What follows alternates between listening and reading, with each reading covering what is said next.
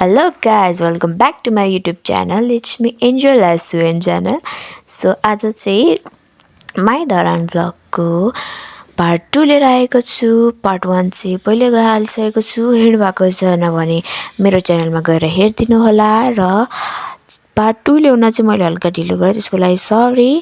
So अब चाहिँ हामी जाँदैछौँ सम संस्कृति पार्टी, जुन चाहिँ मेयर हर्क साम्पाङले परिकल्पना गर्नुभएको पार्क हो, जहाँ चाहिँ अब हामी जाँदैछौँ। र त्यो हो बगर। पहिला चाहिँ यहाँ बगर मात्रै थियो अरे। सो पहिला चाहिँ म आएको थिइनँ। सो फर्स्ट टाइम चाहिँ म जाँदैछु after so many years. So let's go अनि हेरौँ। अहिले चाहिँ हामी टेम्पोमा चढिरहेको छौँ। सो अब टेम्पोबाट झरिसकेको छौँ। सो हामी चाहिँ फ्यामिली नै गएका थियौँ। सो त्यहाँ चाहिँ माया धरानी बेसार पनि त्यसको छेउमा नि पसल रहेछ। सो उताबाट नि इन्ट्री हुन्छ। सो हामी चाहिँ उताबाट जाँदैछौँ।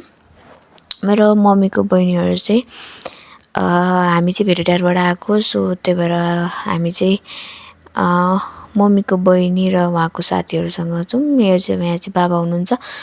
मेरो हजुरबा चाहिँ अगाडि अगाडि गइसक्नु भएको छ। सो यो चाहिँ हो त्यसको त्यो पार्कसम्म जाने ब्रिज। यसो हेर्दा लास्टै रमाइलो लाग्यो मलाई चाहिँ। ग्रिन। हामी चाहिँ राति राति गएका थियौँ। भेरेटारबाट घुम्दा वर्दा फर्किँदा चाहिँ हामीलाई ढिलो भइसकेको थियो। सो अब चाहिँ हामी जान्छौँ पहिला पार्कहरू हेर्न। त्यहाँ चाहिँ बच्चाहरूको लागि पनि पार्कहरू थियो। सो अब चाहिँ हामी टिकट लिन जाँदैछौँ। वृद्धहरूलाई चाहिँ टिकट फ्री रहेछ। सो हामीलाई चाहिँ टिकट पर्यो। सो हजुरबालाई चाहिँ टिकट परेन। सो हजुरबा चाहिँ अगाडि गइसक्नु भएको थियो। सो यसो हेर्दा राम्रो लाग्यो। सो मैले चाहिँ त्यहाँनिर चाहिँ एउटा स्ट्याचु पनि देखेँ, जहाँ चाहिँ मेरो कजन हो ऊ चाहिँ। सो हामी चाहिँ त्यो यति बेला चाहिँ त्यो पानी आएको थिएन, जुन त्यो आउने थियो। सो हामी गएको बेला चाहिँ बन्द भएको थियो। सो त्यहाँ चाहिँ दुईवटा महिलाहरूले चाहिँ थुन्से बोकिरहेको यो स्ट्याचु, जुन चाहिँ एकदमै राम्रो छ, एकदमै राम्रो थियो। त्यहाँ पनि हामीले एकछिन बस्यौँ, फोटोहरू खिच्यौँ। सो मेरो मम्मीको बहिनीहरू चाहिँ उता त्यो रक हेर्न जानुभएको थियो। त्यो रकमा चाहिँ अब म पनि आइसकेको छु। त्यो रकमा चाहिँ त्यति बेला पानी तन्द थियो। त्यो फाउन्टेन जस्तो बनेको थिएन, त्यति बेला बन्द गरिएको थियो। सो हामी चाहिँ त्यता घुम्दै घुम्दै गएपछि चाहिँ अब उता बच्चाहरूको पार्कतिर चाहिँ अब घुम्ने चाहिँ निधो गरेका थियौँ। सो मेरो कजन भाइ चाहिँ लास्ट एक्साइटेड थियो र हल्का चकचकी पनि छ। सो ऊ चाहिँ अगाडि अगाडि कुद्दै गइरहेको छ। सो यो ब्रिज गरिसकेपछि पारी पनि थियो घुम्ने ठाउँ। सो हामी त्यहाँ गयौँ। सो यता पारी पनि त्यहाँ यो ब्रिजबाट कटेर चाहिँ हामी पारी जान्छौँ अब बिस्तारै। सो यो पार्कमा चाहिँ राति त नभनौँ, त्यस्तै बेलुकातिर चाहिँ रमाइलो हुन्छ अरे भनेर हामी चाहिँ बेलुका आयौँ। सो यहाँ चाहिँ एउटा आमाले आफ्नो बच्चा बोकिरहेको थियो, जुन चाहिँ हल्का घामले गर्दा राम्रोसँग देखेको थिएन। सो अब चाहिँ हामी बच्चाहरू खेल्नेतर्फ चाहिँ जाँदैछौँ। बोट बिरुवाहरू धेरै थियो। सो रमाइलो थियो। हरियाली मन पराउनेहरूले चाहिँ यहाँ आएर भिजिट गर्न सक्नुहुन्छ, जुन चाहिँ एकदमै रमाइलो थियो। सो म चाहिँ इन्जोय पनि गरिरहेकी थिएँ। सो ऊ त्यहाँ धरान लेखेको थियो ठुलो अक्षरमा। सो त्यहाँ त्यो पनि राम्रो थियो र बस्ने ठाउँहरू, चौतारीहरू र बच्चाहरूले खेल्ने पनि थियो। मेरो भाइ चाहिँ त्यहाँ अघि नै गइसकेको छ र हामी चाहिँ अब माथि जाने तर्फमा छौँ। अब चाहिँ हामी लागिसकेका छौँ आरा धरानमा, जहाँ चाहिँ रुख काटिरहेको दुईवटा व्यक्ति को स्ट्याचु छ त्यहाँ जाँदैछौँ।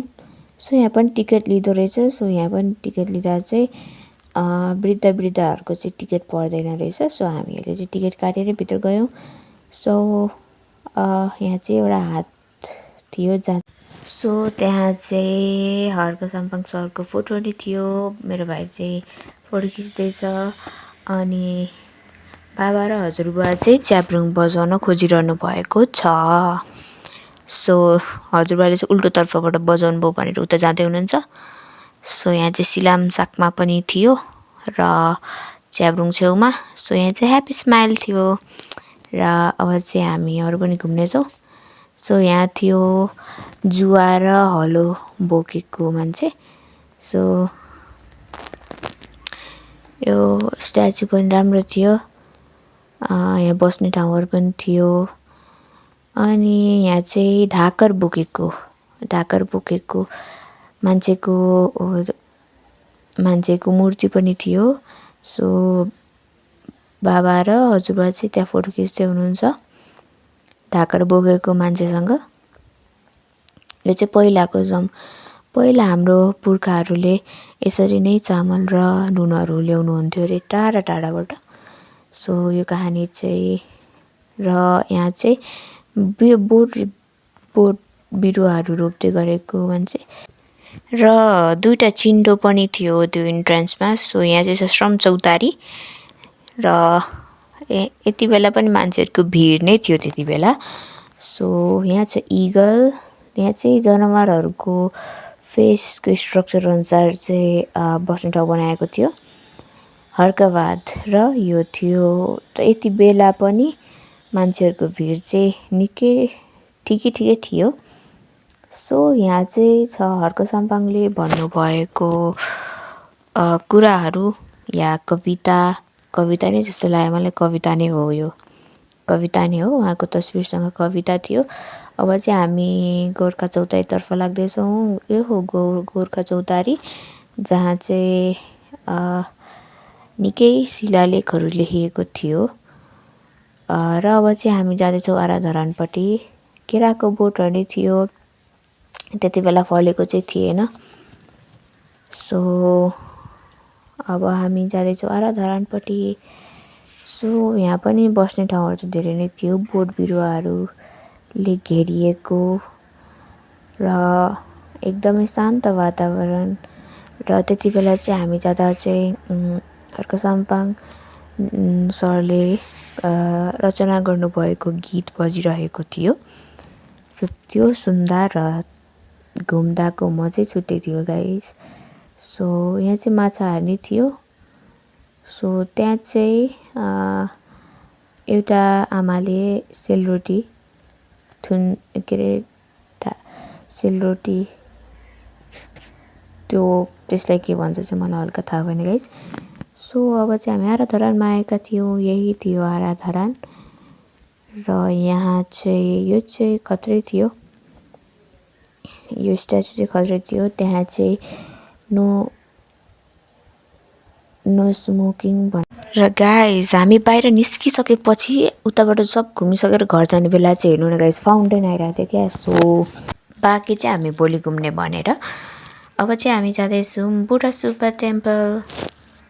बुढा सुब्बाबाट चाहिँ फर्केको यो भिडियो हो। सो यहाँ चाहिँ हुनुहुन्छ मेरो मम्मीको बहिनी साइली बहिनी। अब यहाँ आइसकेपछि चाहिँ हामीले चिन्डे डाँडा जाने नि सोच्यौँ, जहाँ सुनिमा र पारुहाङको मूर्तिको स्थापना हुने योजना छ। सो त्यसपछि चाहिँ हामी गयौँ भरौली मधेस, जहाँ चाहिँ यति धेरै गर्मी थियो नि गाइस, जाडो महिनामा पनि। सो त्यहाँ चाहिँ मेरो बाबा चाहिँ ज्याकेट लगाएर आउनुभएको थियो। अहिले चाहिँ ज्याकेट खोलेर बसिरहनु भएको छ। त्यहाँ चाहिँ हुनुहुन्छ हजुरबा जो चाहिँ गफ गर्दै हुनुहुन्छ। सो त्यहाँ चाहिँ धानहरू फलिरहेको थियो, कतिवटा भाग त काटिएको थियो। त्यो धानहरू मात्रै हेर्दाखेरि यस्तो रमाइलो थियो नि गाइस भरौली मधेस। तर गर्मी चाहिँ लास्टै गर्मी, जाडो महिनामा यति धेरै गर्मी थियो गाइस। सो गाइस यहीँसम्मको थियो मेरो भ्लग। सो कस्तो लाग्यो हजुरहरूलाई प्लिज कमेन्ट गर्नुहोला अनि अन्तिमसम्म हेरिदिनु भएकोमा धेरै धेरै धन्यवाद। See you in next video. Thank you.